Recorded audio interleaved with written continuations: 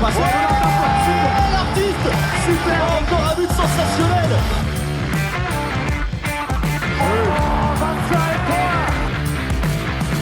That's a brilliant bit of follow-up play by Mahe. Oh my goodness me, what a shot. Sagosen setter det hen! Han setter den! De i semifinale igjen!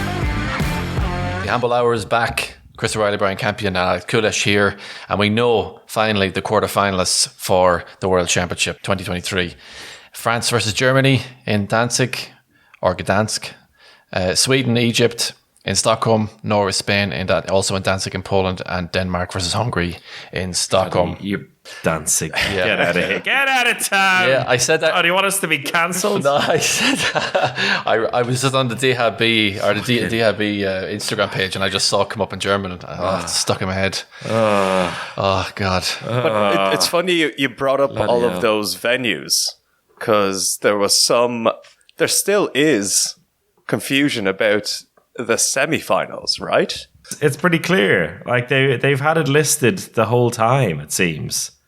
I mean, I could be completely wrong, but ever since like before the championship even began, there was like, okay, if Sweden qualify, their semi-final is going to be in Stockholm. If Poland qualify, their semi-final is going to be there. If they both qualify for the same semi-final, they'll figure it out. If nobody qualifies, semi-final 1 is in Poland, semi-final 2 is in Sweden. No, but there was no way that Sweden were going to finish second and Sweden were going to be playing in Poland. Like that's what you mean, no? No matter where Sweden finished, they were going to be playing in Stockholm. Anyway, there was some great handball, wasn't there? Who cares? Sweden are going to win. They're going to get to the semi-final anyway and be in Stockholm, so no one needs to worry about that. One thing that I do want to mention as well before we continue with the podcast is that we have loved all of the interaction that all of you great fans of handball have given us through the Patreon, through the Discord. Thank you for your support. And coming to the end of this championship, we want as many people in to enjoy this beautiful little handball community that is building on our Patreon. And to do that, we decided to open up a new tier called the Empty Net Club. So if you don't want to pay $6 for the 6 meter club and you don't want to pay the 9 meter club exclusive membership, you can join our Patreon by paying whatever you want. If you want, pay us $1,000. That would be great. But you can also go down to as little as 3, 2, or 1. Whatever you're able to contribute, you'll get access to all of the podcasts for the rest of the championship, get access to our Discord server with a great little community, and onwards and onwards, we will be bringing you great content through the Patreon, and we hope you can join. It's France versus Germany. Sweden, Egypt, Norway, Spain, Denmark, Hungary, I think, as Brian already alluded to. Where should we start? We had like 3 group finals and only one group where there was actually something uncertain about who's going to the quarterfinal on the last day. And that was the group with Sweden, Hungary, and Portugal. Hungary made it, lads. How about that? We can now say there has been a huge shock in this competition. They did it. And your darlings, Brian Campion, Iceland, your hopes and dreams are put on this Icelandic team. And they have finished, I think, outside of even the Olympic qualifying tournament places. That's heartbreak.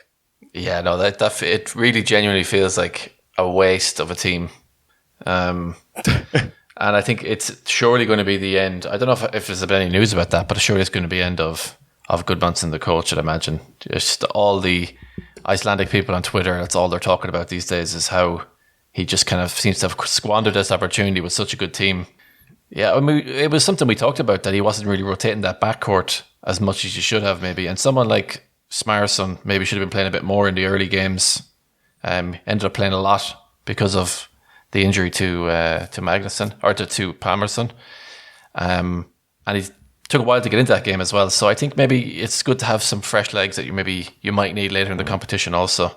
And then the Magnussen thing as well, that he was injured the whole time and still playing that much and now needs an operation. That's just, that's bad, isn't it? And there is talk of Dagger Sigurdsson coming over after his contract with Japan finishes next year, which would make a lot of sense. But Iceland are out, and it's Hungary through instead of them. But Hungary will face a Denmark team that looked absolutely incredible against Egypt in that group final. I had this feeling that Egypt were going to do something. Egypt looked so confident in the whole competition, but Denmark came out and they were never going to lose that game. It was a real, we're winners, you're not on our level type of statement game. It was a classic Denmark demolition job that, they've lured everyone into some kind of false sense of, this team is fallible. They're having the USA game. The backup player is not really doing the job, but it's just a whole other level they can reach into when they come up in these matches. They don't always do it. They can, we've seen them collapse in semi-finals, but there are certain times when they just click and all the talk matters not one bit. This was a perfect example of that. Nicholas Landin, he just, in games like that, particularly in the first half, I think it was 40%, he just looks even bigger than he usually is. And it's so funny watching, like, when you see the replays of, like, the camera behind the goal and, like, shots coming in at him. He looks like some kind of giant who just, like, okay, I'll just put my arm here and then I'll slap it away. It looks so nonchalant. And then we've already kind of waxed lyrical about that backcourt trio of Giesel, Hansen, and Pitlick. Pitlick, man of the match today. Oh, I gave line of the night to Giesel because he's the OG. But it's just not fair that Denmark can have this incredible, unique superstar, Matthias Giesel, show up out of nowhere. And then they just clone him on the other side with a right hand and just have two of them. And Giesel, like, it's just nonsense. The things they do. Do we need to divide Denmark into three? A team per island? I think that'd be fair. They looked fantastic. They looked incredible. It was just like, it felt like the swell of an ocean, and Egypt were just like being taken out to sea, and it was just like there was nothing they could do about it. And yeah, Giesel, he was really going for the jugular tonight. Sorry about that, boys. No, but he did look incredible. I think Giesel and Pitlick scored 8 tonight each, which is a nice balance to show you how good their backcourt is. And Hansen with 6 in the middle. They think that Lauga comes off the bench, like, as another option in the backcourt is just silly. For any other national team, maybe just in the starting lineup, I'd probably, crushing it. The best player. Came in and shot 0 from 3, so evening it up a little bit, giving Egypt a chance. But also that, I mean, I shared a news story from TV2 yesterday, and they were saying, it doesn't look like Lauga's going to be playing in this championship. And then there he is, walking off the bench the next day. But just a little bit on that attack, and especially that first half, Denmark were clinical. I think they missed only 2 shots in the first half, but their speed of thought was at a different level than I've ever seen, because you're just not allowed to relax for just 1 second against this Danish team, or else you'll just be beaten. There's plenty of times that this Egyptian defense, which is a really good, organized kind of Spanish style defense that has, they've performed at a really high level, constantly full of big, great defenders. You know when defenders kind of start anticipating a move and they take half a step away from the player with the ball and maybe move their head slightly because, that pass is going to happen. All Giesel and Pitlick need is that half a second, and they will just dive through that minuscule gap that opens up from a defender just relaxing for 2 seconds or not concentrating fully on a player for 2 seconds. And they're able to just dive through in no time, literally lightning fast through those gaps, and it's an open shot from 6 meters. And they just did that constantly. And it's scary because I don't know how you defend against something like that. France have done it a little bit, but I don't really have a solution. Let's hope that Adrian Shiposh is doing his homework right now as he prepares to face them in the quarterfinal on Wednesday. It's a very good point. And they get everyone involved as well. There was a couple of goals I really liked was even when they popped the pass into Saugstrup, he realizes, okay, I'm not going to win this one-on-one battle here, so I'm just going to keep the ball moving. It's like, you draw in the defenders, they're ready to get on like the line battle. No, he just keeps the ball moving back out to the other side. There was one where he just popped it over. Hansen then was all alone in the centre and scored a goal. Really impressive first half. I think they, full credit to Egypt, they did whatever they could to kind of make a game of it. They never let Denmark completely run away with it. They didn't never stretch the lead to 9, 10, 11 goals, and there'll be some positives there for the Egypt side. It's I think Egypt got kind of shell-shocked at the start of this game. And they were fighting back for a losing battle for the whole game. And they did a pretty commendable job to even get within 5 at the end. It was just that first half. And in addition to that attack, the one problem that Denmark have had in this competition was the defense. And that was Nikolaj Jakobsen. Basically, that was his anger towards the team after the Croatia game and the USA game. And then they just came out firing. It was incredible. They were just really up for it. They're really aggressive. They were stopping Egypt from doing anything because Egypt like to kind of pass the ball around and make moves with some skillful players in a bit of space. They just didn't get that at all, and it was tough for them to fight back. But I still have a little thought in my head about Henrik Mulgaard. I think Henrik Mulgaard might not be exactly what he used to be, because we see it in Aalborg as well. I don't know, Brian, as a defensive specialist analyst, what are your thoughts on Henrik Mulgaard leading this defense? Yeah, he's looking a bit sheepish, isn't he? Looking a bit off the pace. He needs to get Adrian Shiposh on the blower, get some words of advice, because he's fading. But I can't believe that Denmark haven't even used their secret weapon properly yet. Which one? What's their secret weapon? Well, they have. He's been on for a few minutes, but he's been like, I'll wait now for the semi-finals and final. Mads Minster Larsen.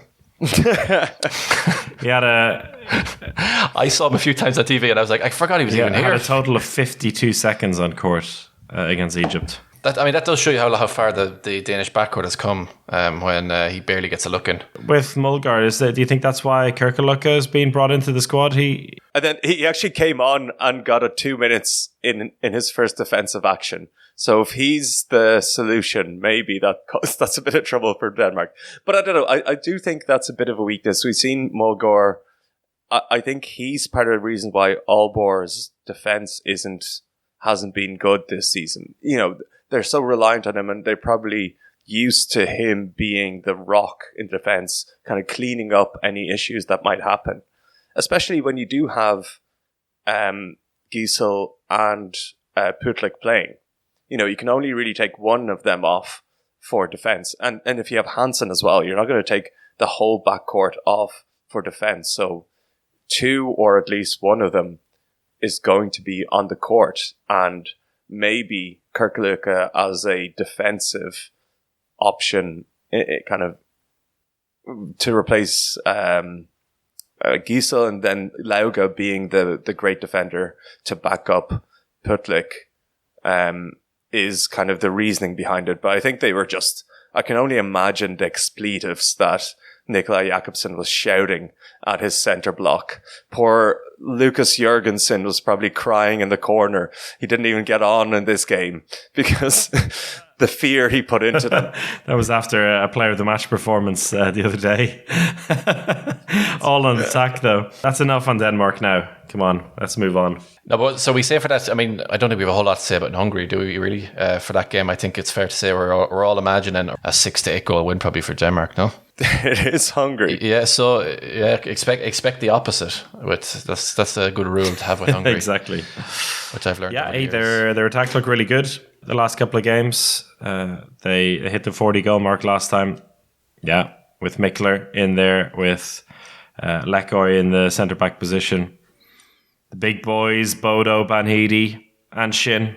Look, they've got players, and they may not have excited us, but as we have learned, it's not about the players that excite us that make for a good Hungary team. It's about just players somehow getting the job done. They've done it in knockout games against Denmark in the past at the World Championship. Yeah. But no, I don't think so. I would fancy Denmark to maybe not 6 or 8, but 4 or 5. Shall we stay in Stockholm then with Sweden, Egypt? What do you make of that now? I think it's again probably like it's very, very difficult to envision Sweden not overcoming Egypt. But I mean, I think Egypt today were a bit overwhelmed by the whole occasion. I mean, that was a home game for Denmark, and they might be a bit more battle hardened come into the next one against Sweden. Hey, Alex, a couple of days ago you were feeling good about Egypt. Is that feeling gone now coming up against Sweden, or is what inspired you still there? I'm still with Egypt here. I think it's going to be a really, really close game. Again, as I said, I think they just got shell-shocked by an incredible Denmark first 15 minutes, and they were just never going to climb out of that hole. Sweden don't do that as much. Sweden like a battle. They've been really good, but they don't slice through teams the same way that Denmark do. And I think it would be a pretty slow game between Sweden and Egypt. Both of them like to kind of slow it down, pass the ball around the backcourt, looking for space, a little bit of movement. And I think that plays into Egypt's hands. I don't know why, but I'm not convinced by Sweden. Chris, convince me why Sweden are going to win. I don't know. Alex, Sweden have shown the most all-round squad in this championship so far. They have literally beaten every team one way or another, not always easy, but by not caring about who's on the court. Glenn Solberg has actively taken out the best player, the player of the match every single time has been dropped for the next game. This is how confident he is in his squad. Yeah, it's a funny little way they've gone about it, but it's worked out. They took out their best right back, Lagergren. They took out Palika out of the squad completely for the Portugal game, and they still came through with the win. He's just, every single player has had, except for Frederick Pedersen, has had a lot of time in the court. You say there that they haven't sliced teams apart, but I think every single match they've won has been a 10-minute spell where they've done exactly that, where they've decided, okay, this is the time we step up a gear, and they start to slice teams apart. There's every single example of teams not even like making mistakes, but if you miss a shot, Sweden will go down the other end and beat you on a fast break.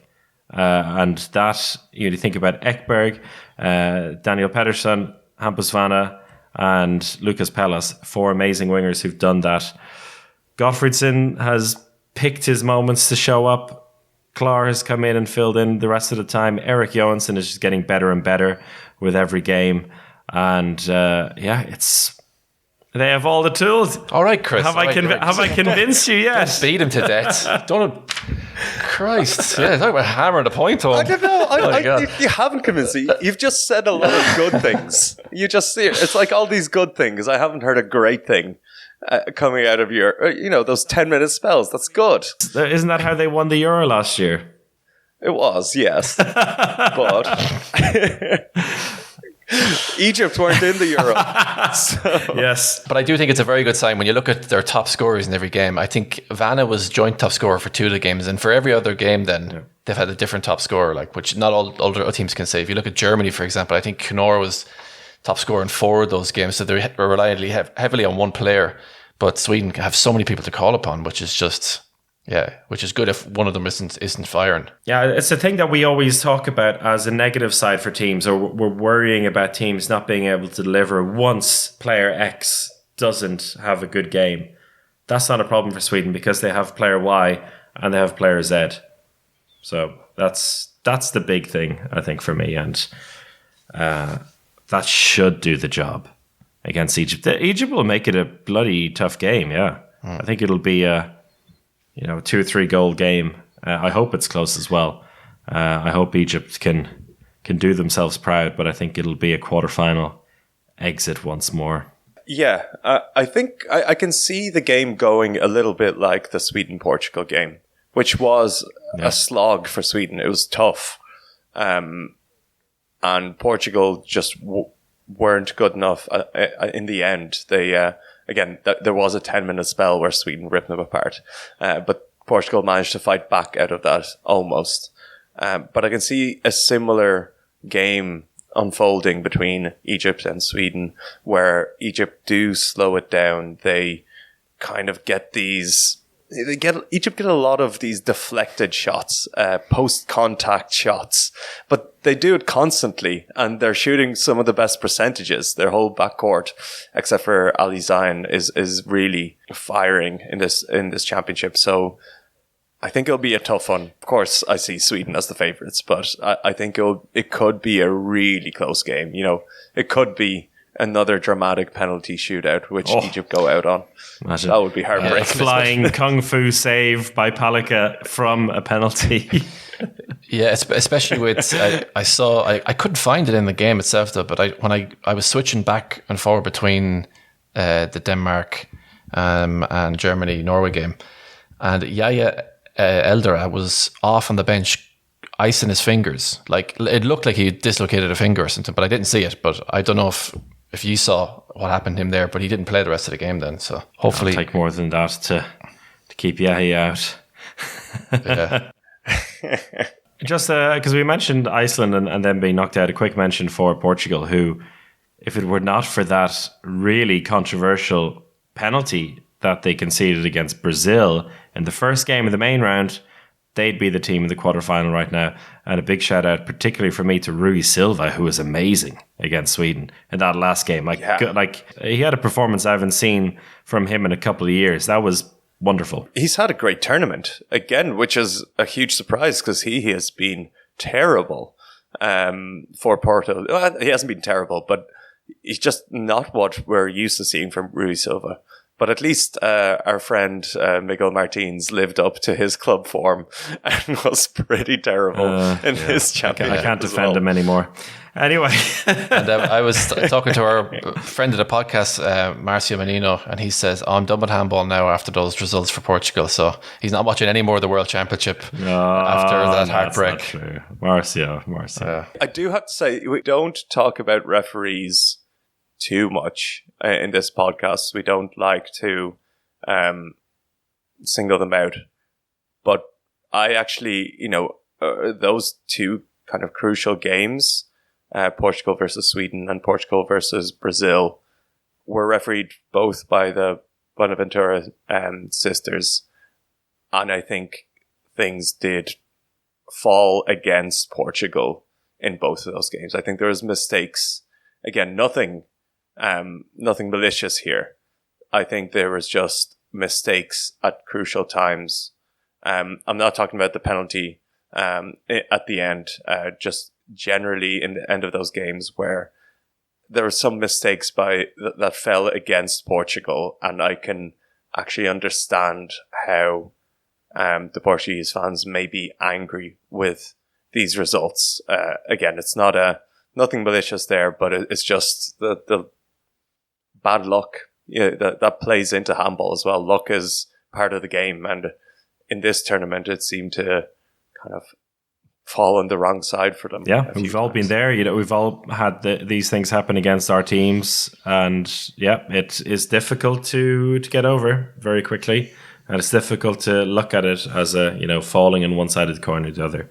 So understandable that the Portuguese are pissed off at the moment. Should we move on to the Poland side of things? The most recent game that decided quarterfinalists. Germany against Norway. Not that I'm taking delight in Germany's pain or anything, but like the fact those last 10 minutes where they just completely bottled it was pretty funny. I think Germany won't be, of course, they'll be disappointed with the last 10 minutes, but I think having come up against a keeper like Bergerud, who saved, well, I have to look this up now, it's a 56% or something like that. Should check this really. 55%. That's an insane game. So I think they'll be looking at that going, okay, I'm glad we're playing against France now and not coming up against Paris de Vargas, because they'll have such trauma after that, after all the shooting, and they'll be thinking, look, Gerrard can have a good game, but Paris de Vargas will have a good game. So at least they're thinking, well, at least we might be able to get some of our shots in, because, that's just...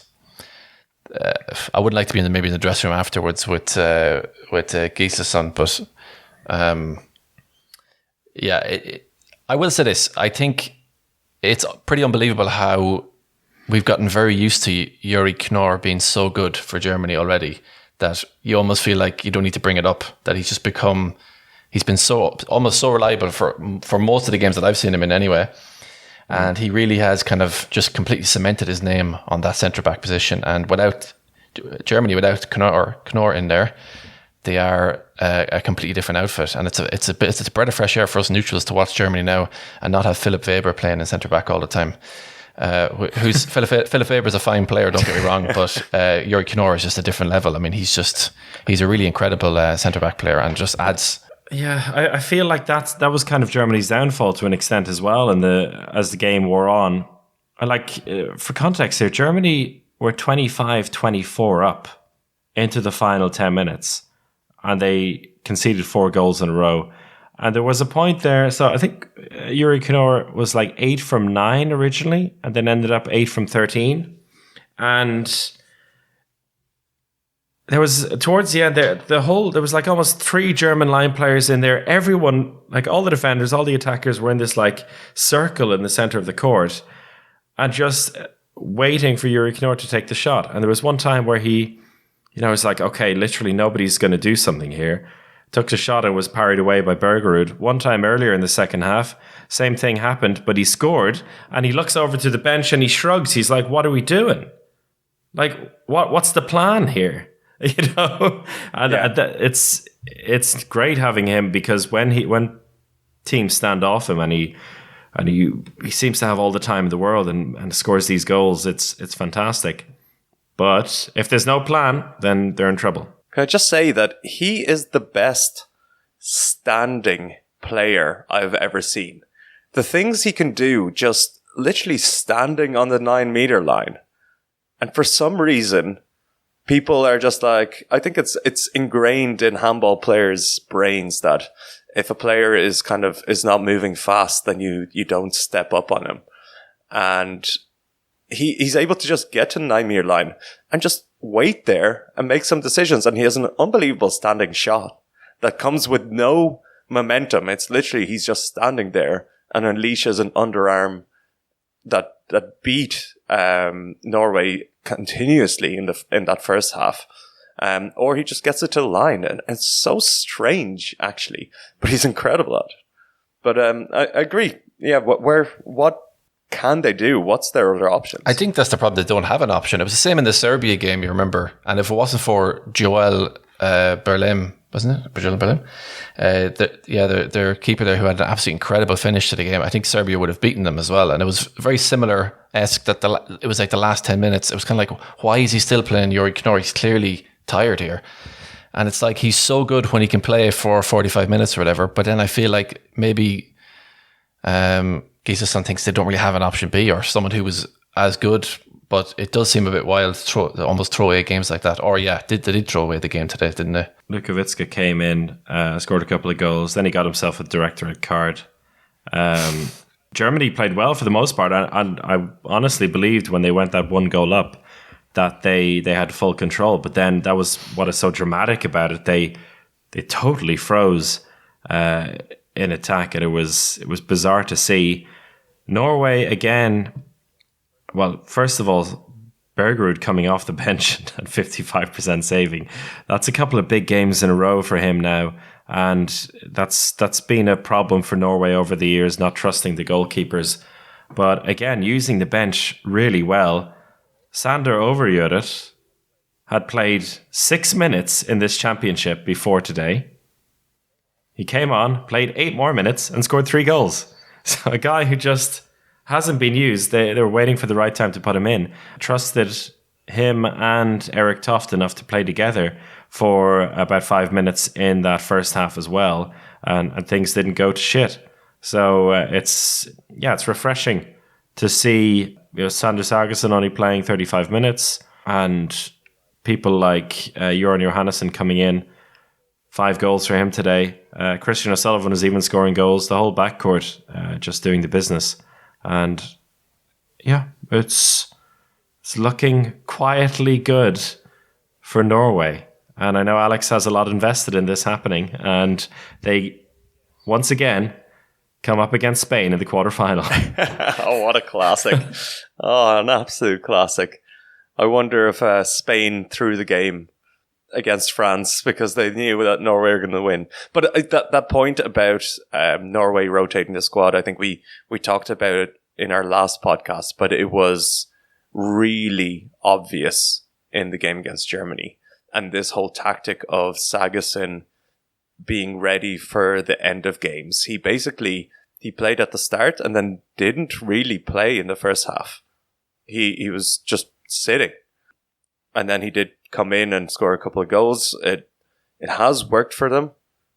I think there's probably a really good atmosphere in the team. I don't know. I haven't heard much from the Norwegian media to say that. But when everyone's playing, everyone's getting a chance and everyone's doing well, that can only just kind of build a team up. That, you just have everyone raring to go for a game, not the 8 players that used to play for Norway for 50, 55 minutes. So there's something nice there, and I don't know. I think there's a similar feeling to this Swedish team. That my kind of negative feeling that I have against the Swedish team of it's all a bit too spread out. It's too calculated. I want Sargesson scoring 10 from 13. That's what I want to get really excited. If that doesn't happen against Spain, then we can say it was too calculated. But if Sargesson finally feels fresh for a knockout game against Spain, then we know that they've done the right thing. Now, for me, this is the uninformed part for me because the 2 teams that I've seen the least of, due to my working on the same day every single day, is Spain and France. I watched that Spain versus France game and it was a bit strange because it felt like Spain really did throw the game at the end, or at least they didn't, they didn't really play Alex Dushabayev at the end, basically. Mr. Clutch wasn't called in for the clutch moments, which I found a bit strange. I wonder if it's Spain's way of, let's say, getting this squad into the tournament a little bit more. But again, their attack just does not inspire me. It really, I don't know. Their defense is what, like, France kept taking a lead and then Spain would go on a kind of a run of 3 steals or turnovers with fast breaks or second wave fast breaks to get themselves back into the game. And that happened a couple of times. But in their like set attack, it wasn't working. And, you have like Daniel Dushabayev 1 from 4, Garcianda 3 from 10. Like, what's going on there? It's not great. I think without Alex Dushabayev being at his absolute best, they struggle and they continuously rely on the defense. And yeah, I don't know. I'm really not convinced about the Spain team, and I think Norway are pretty clear favourites going into that game. I didn't see the France-Spain game, but I did see Spain playing against Slovenia, and that was a decent game up until about for the last 10 minutes, and then the Spanish defense just kind of really then tightened everything up, and Slovenia really struggled. They just looked a bit small all of a sudden, and you're going to, with Spain, it's just the classic. You're going to have a really, really strong defense, but I think I'd probably agree with Alex as well. when you're looking for people like Danny Dushabayev to start smashing it in attack, or you're hoping for that to happen, for the attack to get going, Canellas is good still, but I definitely past his best. So there's a lot of old guys and a lot of question marks in their attack there that I think Norway could definitely do a job on them. You have to remember that defensively, they're also missing two of their best defenders, but those are wingers. That's Alex Gomez and Aitor Arino. They're two with that kind of Spanish style of defense. The activity from those wing players is so crucial. And while they do have plenty of experienced heads there and a few young guys, actually, Daniel Fernandez had a really good game against France. He was thrown in there on the left wing. He scored 7 from 8. He's just 21 years old. And on the other side, Odriozola has had a really good tournament. But when the games get tighter and there's a need, when they're relying on their defense and their fast break to win this game, going from Alex Gomez to Ferran Solé is a big difference. That's as big of a difference as Sanders Sagosen to Goran Sugor. It's, that I think we don't appreciate just how incredible those wingers, and especially Alex Gomez, are for Spain. And I think, right now, they need a perfect performance to win against Norway. And I think they need to continue having perfect performances and incredible goalkeepers to progress further in the competition. Yeah, I guess that's the big variable, isn't it? The goalkeeper department. As you said, Peres de Vargas is somebody that nobody wants to come up against. He didn't play against France, but you can almost be guaranteed that he or Corrales could put up a 40% game. You can't guarantee the same from Norway. That could always be the difference. Yeah, do you think Bergerud has he's used up his big games? Because he kind of has, no. He's a 3 and 5 kind of guy. He'll have 3 big games in 5, and they might be 3 in a row, but they might land in some other fashion. And I think he's coming up to that. Save Ross is pretty good now as well. He could also have some big games. He is a bit of a streak merchant. Actually, they're both kind of streak merchants, but they've often then peaked too soon. That's the problem. And then when it came down to the final or semi-finals and past tournaments is when they've kind of fallen off. I think it's a bit refreshing for me to see Norway coming into these knockout games now with just a different style of winning. That it's not loads of goals and then kind of foot off the brakes, where it's more like they've either come from behind or it's been very close for the whole game and then pushed on for the win, which is going to give you a different type of confidence going into these last few games now, which I think could be very beneficial. And if Berger is at home watching this thinking, all I had to do was rest some players and switch it up a bit, and I could have coasted it a bit more. World champion. He'd be kicking himself. But it's a trend that I just thought about. Sorry, that this is a completely different point. But I was thinking about it while you're past midnight, Alex. Do you want to go down that rabbit hole? Didn't you have a stats game for us at some point? And we have a stats game to lighten up the mood. It's felt like this tournament, and I think some of this is this criticism of the main round that we've seen, that there's a lot of these games that don't matter, and to date there's been such a mix, but every single team has completely rotated their squads. They've really spread it out. France have had 2 games where every single court player has scored a goal.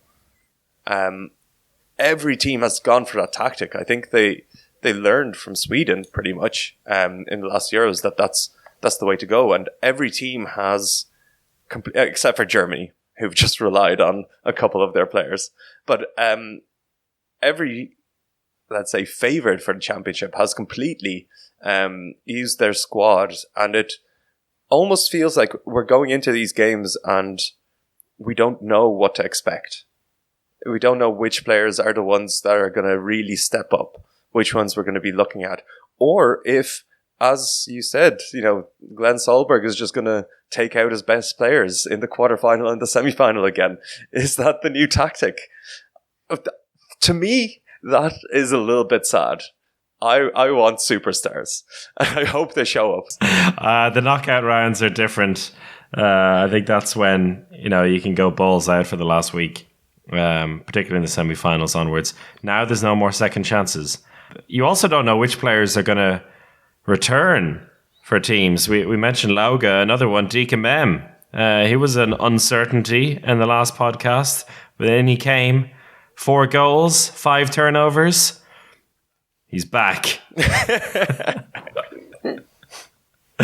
But good to see, and perfect timing as well for this French team that have probably had the coziest of journeys of all, despite what seemed like was going to be they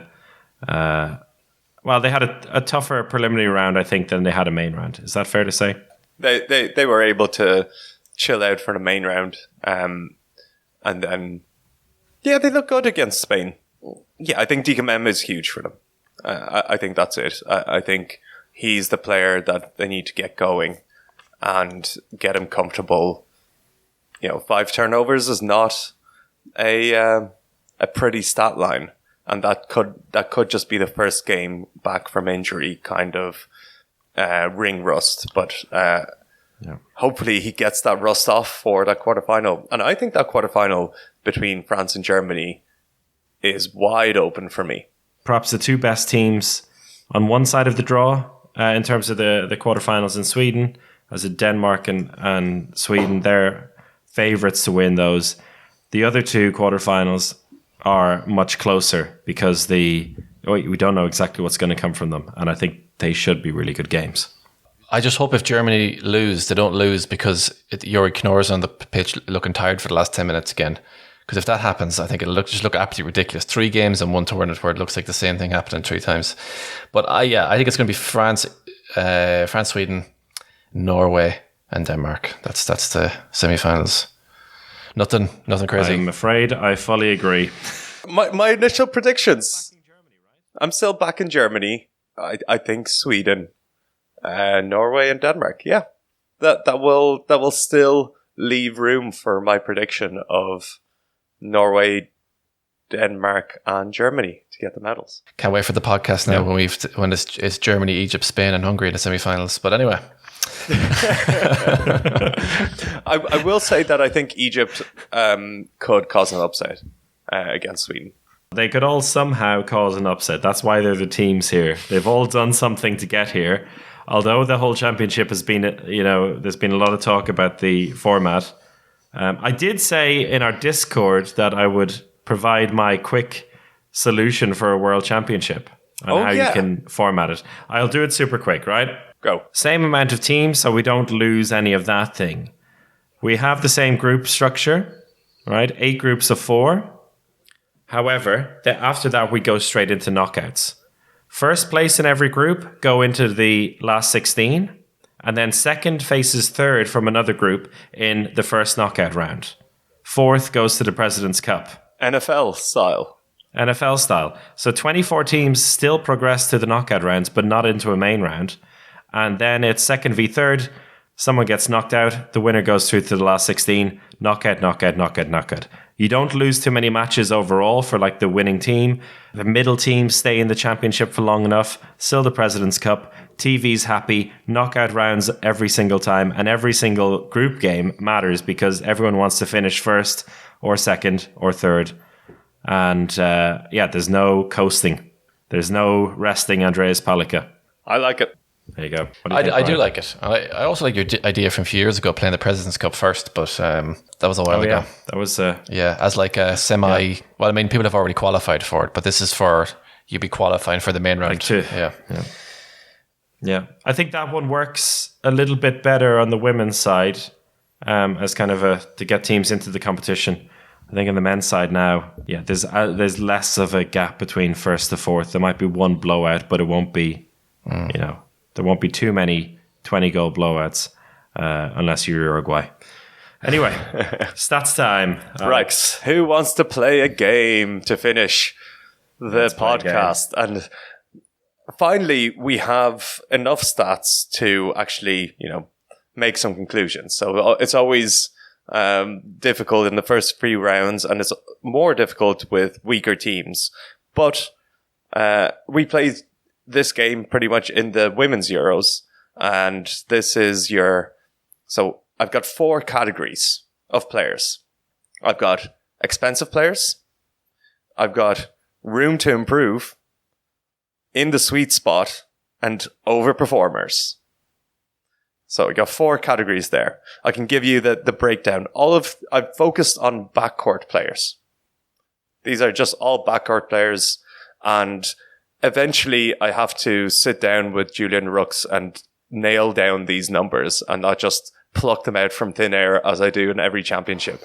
But I have gone back to the Women's Euros and tried to keep it a similar level. Okay. So basically all of these players have scored 20 goals, at least 20 goals in the competition, or just under 20 goals. So that's the first cutoff, where I'm not talking. There's also a little line there for players who we want to see more of, who haven't scored 20 goals but have great percentages. But that's an afterthought. But you need to be a high volume shooter to get into this game. The expensive players are, if you're shooting less than 55%, that's expensive for your team. You're taking a lot of shots and you're scoring just about over half of them. That's an expensive player. Then in the sweet spot, I'll go to that next. That's 60 to 65. You're taking a lot of shots and you're scoring 60 to 65% of that. That's nice. That's where you want to be.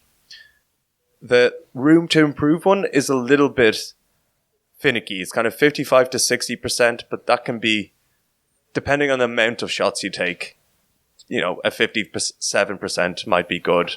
If you're on the lower level and at that level, maybe that's not good enough. And then overperformers in this championship, there's quite a lot of them. And that's over 65% shooting. I think that kind of, it's due to some of these games against smaller teams, where, the top players can score quite a lot. But what I'm going to say, the way the game is going to go, I'm going to basically name out players, and you're going to tell me which of the categories they land in. So, expensive, room to improve, in the sweet spot, overperformer. So, I can start with a very easy one. Matthias Gitzel. I'd say he's probably 70-something%, probably high 70%. So I'm going to say, he's overperformer then, huh? Yeah, he's at over 80%. He's ridiculous. He's always ridiculous. He overperforms, and actually to his standard, he's kind of right about there to his normal standard, which is just insane. But I'll give you a little bit of a harder one. How about Eric Johansson? Chris? I would say he is in the sweet spot. He is in the sweet spot. He's got 25 goals at 64%. A very tasty 64%. Yeah. I think he was a bit more expensive in the opening games. That brought him down. I'd say he'd be overperforming since round 3. Yeah, he's really grown into the competition, and he's looking really, really good. For you, Brian, I've got one of your favorite players, Thibaut Briet, or Thibaut Brie. Brie. God damn it, I got it wrong. Where do you think he is? Oh, God, I haven't really seen a whole lot of France playing, but the bits that I did see, he was coming on very over-eager and getting sent off a lot. So I'm going to say that translates also to his shooting. So I'm going to say probably around 50%. He's having a stormer of a tournament. Okay. He scored 20 goals, just got in, but he's shooting 69%. Not bad. So Nice. he's in the sweet spot. Right in the sweet spot. Here's a difficult one. Yuri Knorr. It's a room to improve. Yuri Knorr is an expensive player. Oh. And also, just to say, all of this is excluding 7 meters. So Right. that's stat pads around the place. So this is just outfield shots. Jurek Noor has scored 23 outfield goals and is shooting just under 54%. Ooh. So that kind of that tells you that kind of what we talked about, that it feels like at times that he's having a really good, amazing tournament. Not really good tournament. Like he's really dominating. He feels like he's getting games of like 8 from 10, 8 from 9, but then he does get tired and it becomes expensive and could be dangerous for Germany. I think also when you're doing that much for your team as well, you can fall into that category a little bit easier. True. And I think I'm going to just shout out, I've focused on players that are in the quarterfinal for this game, but I'll give a shout out to players who didn't make the quarterfinal. And it kind of tells you, I think that's the importance. You can be all of these players are going to be the main guy. They're the guy who's going to take all of the shots. If you're scoring more than 20 goals in competition so far, you're the main guy for your team. And it's the difference between someone like Erik Johansson, who's in the sweet spot, and Simon Sichko, who's got 30 goals, but is shooting 53%. And his team suffers because of that. He's just not good enough to get them over the line. Other players, Branko Vujovic, 30 goals, 55%. Filip Teleski, 47%. Andre Gomez, 54%. So these are they're really good players and they have a lot of responsibility for their team, but they're just not good enough to get their team to the next level. And that's the definition of an expensive player. You want that to be your top star. And the most expensive player of all is Abu Fofana with a 41% shooting rate, 19 goals from 46 shots. That is... that's pretty expensive. Abu had 2 big games, the games they won. That's what matters in the end. That's true. Besides that, it didn't really work out for him. What's, just out of interest, if you have it in front of you, he may not even have scored 20 from an open play yet, Sanders Augustin. Sanders Augustin is overperforming like crazy. So I have to update this with the last game, but...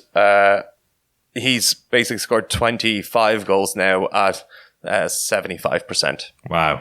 So he's having You've never done that before. Yeah. He's scored more before, but it's always been 55. That's, wow. Other players in the overperformers are Jim Gottfriedson, 79%.